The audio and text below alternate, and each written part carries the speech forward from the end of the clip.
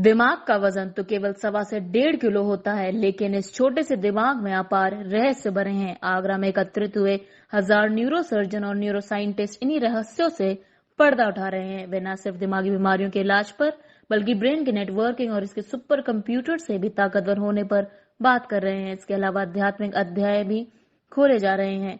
Fatehabad road स्थित hotel JP palace में आयोजित न्यूरोलॉजिकल सोसाइटी ऑफ इंडिया के 70वें अधिवेशन में देश दुनिया से जुटे न्यूरो विशेषज्ञ बीमारियों के इलाज के साथ ही दुनिया भर में इस पर चल रहे अध्ययनों पर प्रकाश डाल रहे हैं। इसमें रोबोटिक्स पर तेजी से हो रहे काम, chip, artificial intelligence, brain networking और सुपर कंप्यूटर तक पर बात हो रही है। आयोजन अध्यक्ष और वरिष्ठ neuro surgeon doctor R C. Mishra ने कहा कि हमारा दिमाग जितना छोटा है, इसके राज उतने गहरे हैं। दुनिया भर के वैज्ञानिक दशकों से इसके राज खोलने में जुटे हुए हैं, फिर भी दिमाग की सभी परतें खुल नहीं पाई। हमारा दिमाग इतना सक्षम है कि सुपर कंप्यूटर भी उसके आगे कुछ नहीं। बावजूद इसके हम इंसान अपने दिमाग का सही और पूरा उपयोग करना सीख नहीं पाए हैं। देखिए, जब से पहले 100 से कम न्यूरो सर्जन एक साल में निकलते थे। जब हम थे तो 50 थे। हम जब आगरा आए थे तो इंडिया में उसमें 9, यूपी में 11 न्यूरो सर्जन थे। आज है यूपी में करीब 200-250 न्यूरो सर्जन है।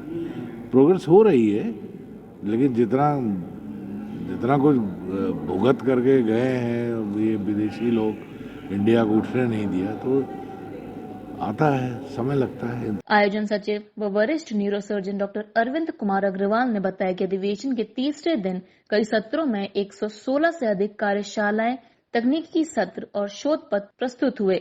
विभिन्न सभागारों में दिन भर व्याख्यान हुए।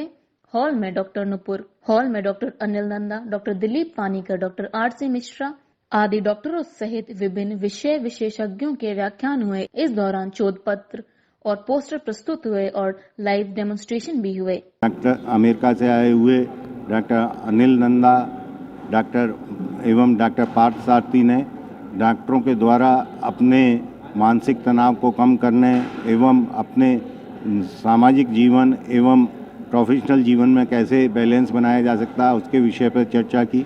अमेरिका से आए हुए डॉक्टर जोगी पट्टी सापू ने फोलिक एसिड की कमी के कारण जन्मजात रूप से रीढ़ की हड्डी में होने वाले विकार एवं उनसे किस प्रकार बचा जा सकता है उसके विषय में चर्चा की। भाभा एटॉमिक रिसर्च सेंटर से आए हुए डॉक्टर वेंकटा पीपीके ने आर्टिफिशियल इंटेलिजेंस के न्यूरो सर्जरी में बढ़ते हुए उपयोग और आगे भविष्य में उसके कारण क्या संभावनाएं हैं, इस विषय में विस्तार पूर्वक बताया। आध्यात्म के लिए मस्तिष्क में है एक खास सर्किट, ये कहना है doctor Anil Nanda, American association of neurosurgeon के सचिव अनिल नंदा का।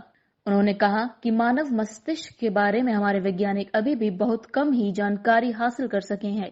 हालांकि इस पर शोध निरंतर जारी है।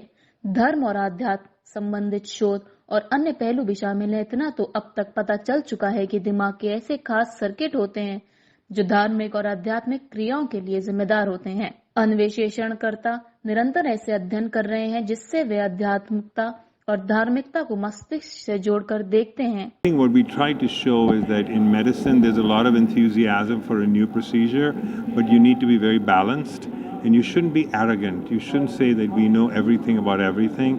Sometimes we make mistakes in medicine and we have to be able to be humble and कहते हैं हिंदी में नम्रता, वो नम्रता होनी चाहिए कि this is and Karuna and also compassion for taking care of people that suffer.